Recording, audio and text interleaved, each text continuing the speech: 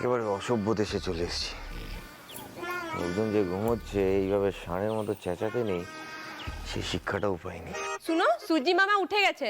আর সভ্য দেশে রোদ উঠলে কোনো মানুষ এরকম পড়ে পড়ে মোষের মতো ঘুমায় না।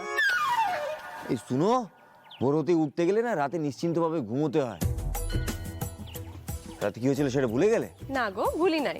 তবে এটা জানি যে যোগ্যী বাড়ি, আজকে রুকু দিদি শ্বশুর ঘর যাবার দিন। হাজার তো কাজ। যেখানে কোনের ভাই এরকম পড়ে পড়ে ঘুমাবে, সেটা কোনো সভ্য দেশে দেখি নাই। আচ্ছা আচ্ছা আচ্ছা, চুপ কর চুপ কর, সকাল থেকে চেঁচামেচি করিস না। আরে তুই বললি না তো কে এসেছে? আরে গোবর্ধন খুঁড়ো আইছে। আরে শিগগিরি চলো, রুকু দিদিকে নিয়ে চলো শিগগিরি। কে এসেছে? গোবর্ধন খুঁড়ে এসেছে? কি বলছিস রে? চল চল। ও এই রুকিনি, বলছিলাম যে গোবর্ধন খুঁড়া এসেছে, আসলে আমাকে খুব ভালোবাসে। তো তুমি একবার চলো কেন, তোমার সাথে একটু আলাপটা করে নিতাম। চলো। তুমি যাও না, তুমি যাও। আমার দিদির অত সকালে ওঠার অভ্যেস নেই। রেস্ট নিতে দাও, তুমি যাও। রুকু দিদি আর তোমাদের লেই গো।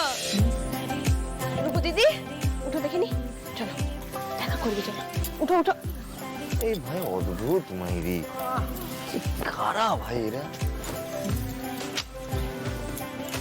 ও এখন ন্যাড়া গোয়ালের বিটি বটে, বুঝলে? ন্যাড়া গোয়ালের বিটিরা ভোর থাকতে কংসাবতীর জলে চান করে জীবন যুদ্ধে ছুট দেয়। ভোরে গ্রামের কি রূপ, সেটা না দেখলে জীবনটা বৃথা।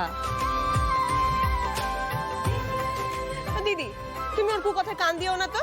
তুমি আমাদের সাথে নিচে চলো, দেখিনি। গোবর্ধন খুড়োর সাথে আলাপটা করিয়ে দিই। ও ভারী ভালো মানুষ, দুটো কথা বললেই দেখবে প্রাণটা একেবারে জুড়াই যাচ্ছে।